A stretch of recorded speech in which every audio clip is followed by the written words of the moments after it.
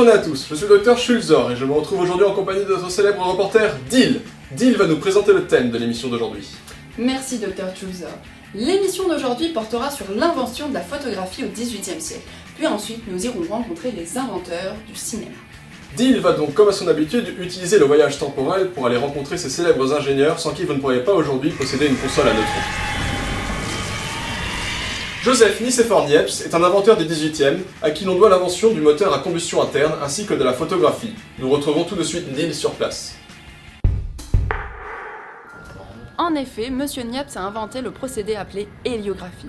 L'héliographie consiste à reproduire une image de la réalité, c'est-à-dire une photographie. Venez avec moi, je vous emmène à sa rencontre. Roger, tu m'en gardes une?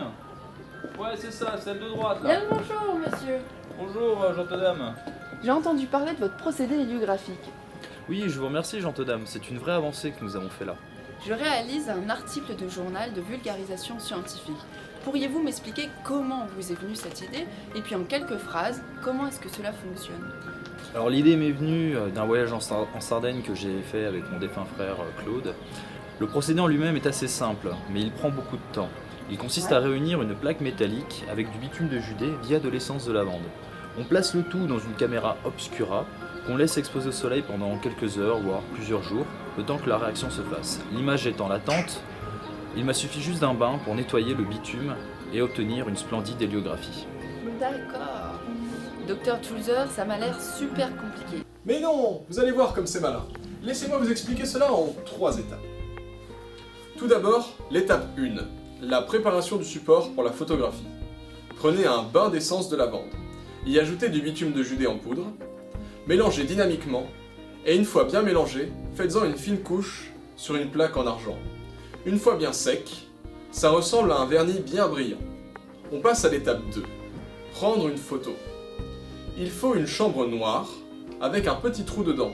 La lumière entre par le petit trou et va jusqu'à la plaque de vernis. On expose la boîte à la lumière plusieurs jours, et on n'obtient rien du tout. L'image est cachée dans la couche de vernis. Pour la dévoiler, il faut tremper la plaque dans de l'essence de lavande diluée. Celle-ci va venir dissoudre les parties qui ont été peu exposées à la lumière. On obtient alors un négatif. Bon, oui, alors là vous allez me dire, nous on veut une photo, pas un négatif. C'est là qu'intervient l'étape 3. Celle-ci va nous permettre d'inverser les couleurs du négatif. On prend le négatif, que l'on met dans une boîte avec des cristaux d'iode. Les cristaux vont dégager une vapeur qui va venir noircir les parties où il n'y a plus de vernis. Nous obtenons donc une jolie photo noir et blanc. Ah, je comprends mieux, Dr Schulzer. En effet, le procédé héliographique est assez complexe. Néanmoins, grâce au député français Arago, ce procédé a pu évoluer plutôt rapidement, car il a donné l'invention au domaine public. Ainsi a pu voir le jour la photographie argentique. Encore aujourd'hui, beaucoup de personnes pratiquent cet art. Oui, et ce procédé a notamment permis l'invention du cinéma. Merci beaucoup, monsieur Niepce. Moi, Pareillement. je vais y aller. Eh Roger, tu devineras jamais ce que je viens de voir. Non Roger, viens voir, hein, sérieux. Il y a un truc, il y a quelque chose. La photographie a évolué en passant sur des supports en plastique transparent appelés pellicules. Ainsi, en 1891, Edison inventa le kinétoscope, permettant de faire défiler les pellicules et ainsi créer des courts-métrages. Mais intéressons-nous plutôt aux frères Lumière et leur cinématographe, inventé 4 ans plus tard. Ah, le cinéma. L'expérience des films serait bien différente si celui-ci n'existait pas. Laissez-moi vous présenter Auguste Lumière, un ingénieur industriel et biologiste français qui, avec son frère Louis, a permis au cinéma de prendre tout son essor. En effet, ils inventèrent une machine de prise de vue photographique, animée et de projection, le cinématographe. Venez, nous allons lui parler. Bonjour Monsieur Lumière, je suis Dil, reporter au Télégraphe. Est-ce que je peux me permettre de vous poser quelques questions? Bonjour mademoiselle, posez-moi vos questions mais faites vite, je suis pressé. Très bien, je ne prendrai pas longtemps. Comment vous est venue l'idée d'améliorer le kinétoscope? Eh bien, notre père avait vu fonctionner le kinétoscope d'Edison, puis plus tard assisté à une projection du dessin animé d'Émile Reynaud. Nous avons couplé la pellicule photographique avec un système de projection adapté. Notre machine regroupe 3 fonctions, la prise de vue, la projection et le tirage des copies. Ce qui fait, comparé au kinétoscope, une machine bien plus performante.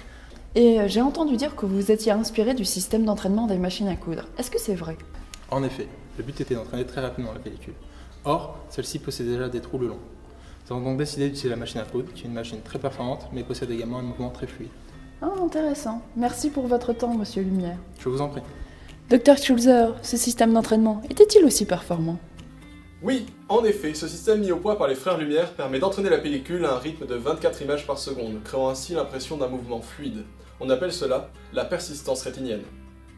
Une dernière question, Monsieur Lumière. Pensez-vous que votre invention aura du succès dans le futur? Vraiment, je ne pense pas, ce n'est qu'un effet de mode. Eh bien, merci beaucoup. Nom de Zeus! C'est ensuite en 1975 qu'un ingénieur de l'entreprise Kodak trouve le moyen de stocker des images sur une cassette magnétique, menant ainsi à la création du premier appareil photo numérique en 1991. Cette technique a été très utilisée au début du XXIe siècle, mais depuis nous sommes passés à l'holographie, ce qui coûte nettement moins cher. Voilà, vous savez désormais tout sur l'invention de la photographie et du cinéma. Retrouvez-nous dans 5 heures pour une nouvelle émission sur Facebook, l'ancêtre de l'holotronche.